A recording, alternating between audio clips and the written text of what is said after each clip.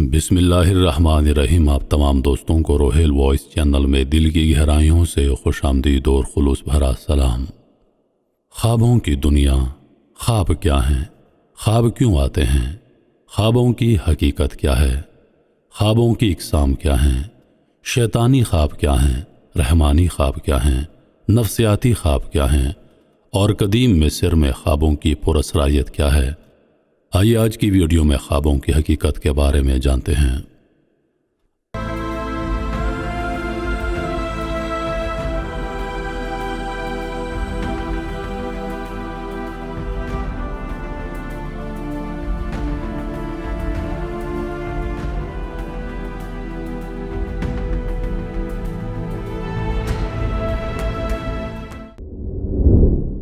عام خواب وہ خواب ہیں جو ہم روزمرہ زندگی کے معمولات، خیالات اور جذبات پر مبنی ہوتے ہیں۔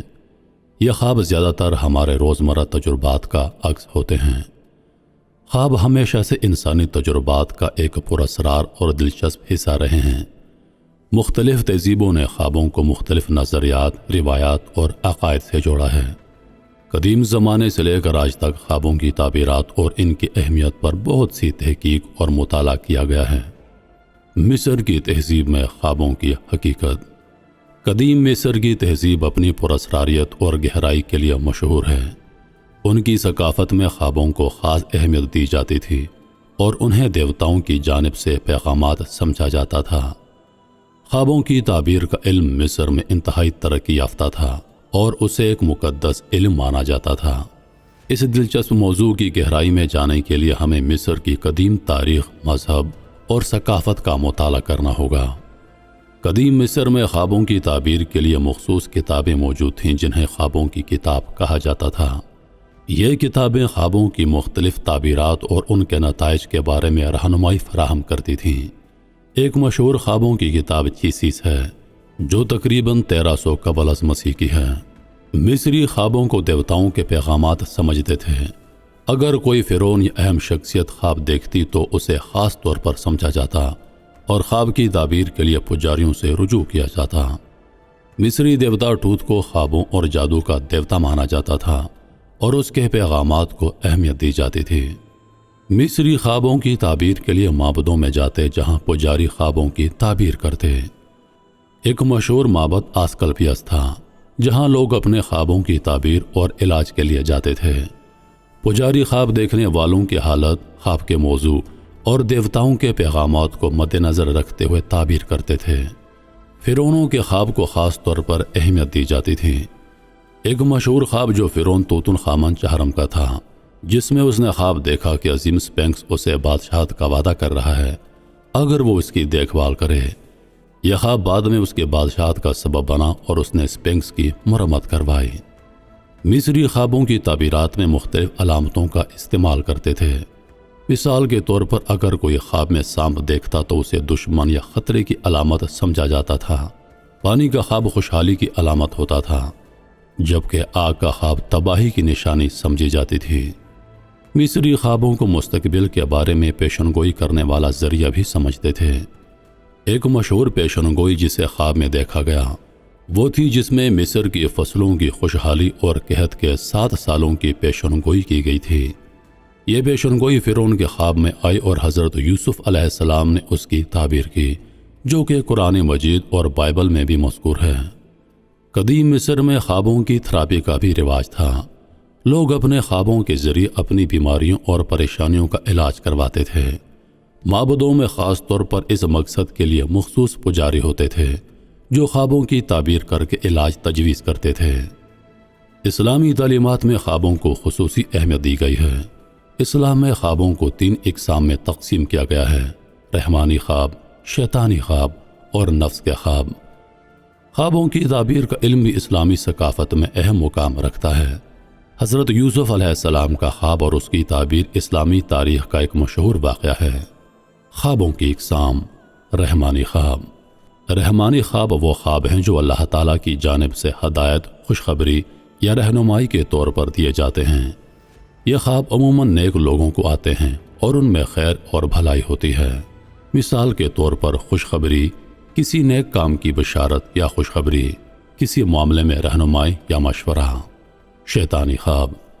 شیطانی خواب وہ خواب ہیں جو شیطان کی طرف سے آتے ہیں اور ان کا مقصد خوف، اضطراب اور پریشانی پیدا کرنا ہوتا ہے، جیسے کہ ڈراؤنے خواب، خوفناک مناظر یا مخلوقات۔ پریشان کن خواب، ایسی صورتحال جو پریشانی اور اضطراب کا باعث بنے۔ نفس کے خواب۔ نفس کے خواب وہ خواب ہیں جو انسان کے اپنے خیالات، جذبات اور تجربات کا عکس ہوتے ہیں۔ یہ خواب زیادہ تر روزمرہ کی زندگی کے معمولات پر مبنی ہوتے ہیں۔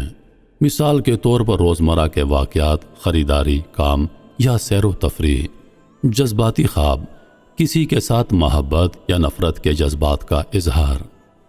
حضرت یوسف علیہ السلام کا خواب۔ حضرت یوسف علیہ السلام کا خواب اور اس کی تعبیر قرآن مجید میں سورہ یوسف میں موجود ہے۔ حضرت یوسف علیہ السلام نے اپنے والد حضرت یعقوب علیہ السلام کو اپنا خواب بتایا، جس میں انہوں نے 11 ستاروں، سورج اور چاند کو اپنے سامنے سجدہ کرتے دیکھا۔ حضرت یعقوب علیہ السلام نے اس خواب کی تعبیر کرتے ہوئے کہا کہ اللہ تعالیٰ نے یوسف علیہ السلام کو عظیم مقام عطا فرمائے گا۔ حضرت یوسف علیہ السلام نے فرمایا، جب یوسف نے اپنے والد سے کہا، اے میرے والد، میں نے 11 ستاروں کو اور سورج کو اور چاند کو دیکھا، میں نے انہیں اپنے سامنے سجدہ کرتے دیکھا۔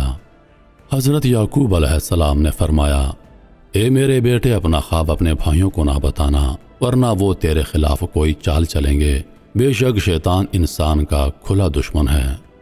یہ خواب حضرت یوسف علیہ السلام کی زندگی میں آنے والے واقعات کی پیشن گوئی تھی۔ بعد میں حضرت یوسف علیہ السلام کے بھائیوں نے ان کے ساتھ ظلم کیا اور انہیں کنویں میں پھینک دیا، مگر اللہ تعالیٰ نے بعد میں یوسف علیہ السلام کو مصر کے بادشاہ کے خواب کے تعبیر کے ذریعے عظیم مقام عطا کیا۔ مصر کے بادشاہ نے خواب دیکھا کہ 7 موٹی گائیں 7 دبلی گائیوں کو کھا رہی ہیں اور 7 سبز بالیاں اور 7 خشک بالیاں ہیں۔ یوسف علیہ السلام نے اس خواب کی تعبیر کرتے ہوئے کہا کہ مصر میں 7 سال کی خوشحالی ہوگی اور اس کے بعد 7 سال قحط ہوگا۔ حضرت یوسف علیہ السلام کی تعبیر کی بدولت مصر قحط کے دوران محفوظ رہا۔ اسلامی تعلیمات کے مطابق خوابوں کو سنجیدگی سے لینا چاہیے، خاص طور پر وہ خواب جو رحمانی ہوں۔ نبی کریم صلی اللہ علیہ وآلہ وسلم نے فرمایا، خواب 3 قسم کے ہوتے ہیں، ایک اللہ کی طرف سے خوشخبری، دوسرا شیطان کی طرف سے پریشانی اور تیسرا انسان کے نفس کا اثر۔ اسلامی علماء اور صوفیاء خوابوں کی تعبیرات پر خصوصی توجہ دیتے ہیں۔ امام ابن سیرین کی تعبیر الرؤیا ایک مشہور کتاب ہے جو خوابوں کی تعبیرات پر مبنی ہے۔